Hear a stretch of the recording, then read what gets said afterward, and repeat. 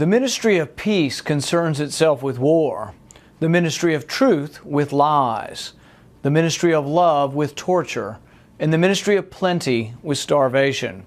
These contradictions are not accidental, nor do they result from ordinary hypocrisy. They are the deliberate exercises in doublethink. Just Orwellian fiction, right? It could never happen in America. Decide for yourself. The Patriot Act concerns itself with the most unpatriotic of acts, allowing searches and seizures without judicial warrant. Many modern legislative enterprises engage in doublespeak. Often, in fact, the more jingoistic and Pollyanna the title, the more likely that basic rights and principles of free men are under assault. Instead of patriotic rejection of tyranny, we are asked to know your neighbor in order to report upon your neighbor. Your local bank is commanded to report suspicious activities to the feds. In the past decade, over 8 million suspicious activities reports have been filed. National security letters, basically warrants without judicial review, have been used to snoop on hundreds of thousands of Americans.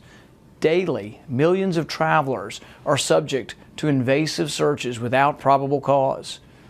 In the name of patriotism, Americans' emails and phone calls are monitored.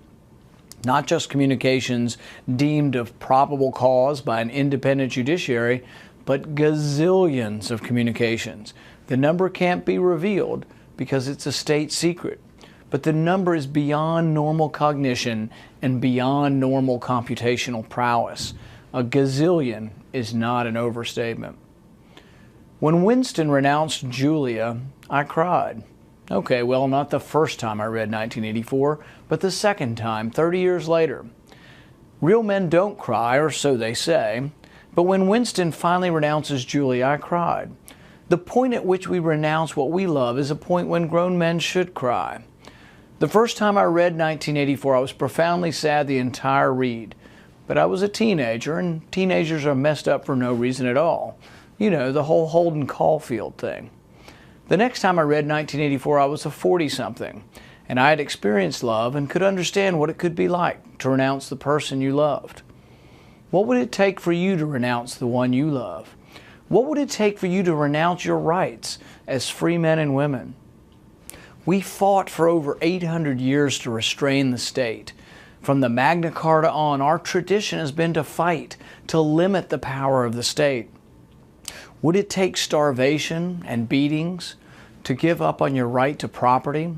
Would it take rats pressed up against your face to get you to renounce your right to a jury trial? Or would you let fear alone cause you to relinquish your guarantee to due process? Will we let fear of terrorism allow us to give up our most basic of liberties? When the Defense Authorization Bill came up in the Senate and the House, amendments were offered to say that no U.S. citizen could be held indefinitely without a jury trial. The Senate voted 55 to 45 to allow indefinite detention of American citizens. We have become Orwellian without even knowing it.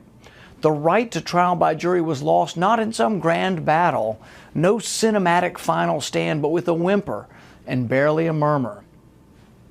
It took hundreds of years to force monarchs to allow trial by jury, and now it is vanishing with barely a fight.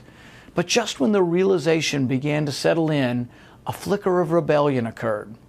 A particularly zealous senator wanted more, not just no trial by jury, but nullification of the jury's verdict. We were asked to amend the NDAA to allow indefinite detention of defendants found innocent by a jury of their peers. The amendment sponsors wanted to limit the right to trial by jury by voice vote, a process usually reserved for non-controversial resolutions. It was late by Senate standards, about 9 o'clock. I was accused of obstructing the proceedings. Everyone was tired and wanted to go home. It only takes one senator to force a recorded vote. I hesitated, but in the end I insisted there must be a vote. There was no debate granted. Proponents would vote based on the fear that we must give up our liberties to be secure. And opponents would vote, with Franklin, that those who give up their liberties for security will have neither. I was told by the sponsors of the bill, Senators Levin and McCain, not to worry, that they would remove the amendment in conference committee. Levin said the amendment only reiterated current law. I responded incredulously, current law allows people to be found innocent by a jury and then still to be held indefinitely? How can that be true? And if it is true, shouldn't we do something to stop it? I faltered and almost capitulated. I drifted toward the chamber exit and then I turned and called, I demand the yeas and nays. Amazingly, virtually all the Democrats and a handful of Republicans, including John McCain, voted to kill this assault on 800 years of jurisprudence.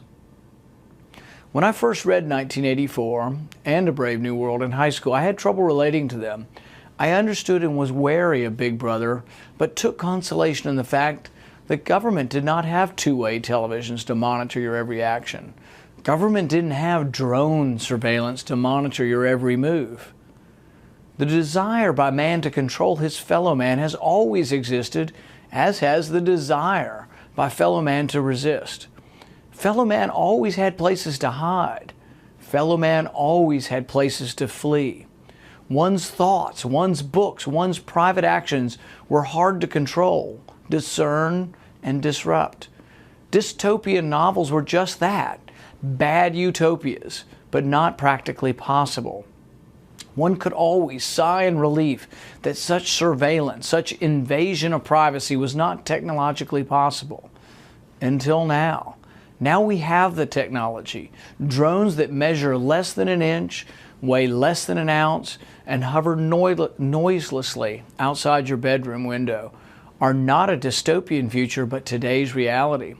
The individualist who feared 1984 when it was written in 1949 need now shout from the top of his or her lungs, for technology has made the unthinkable thinkable.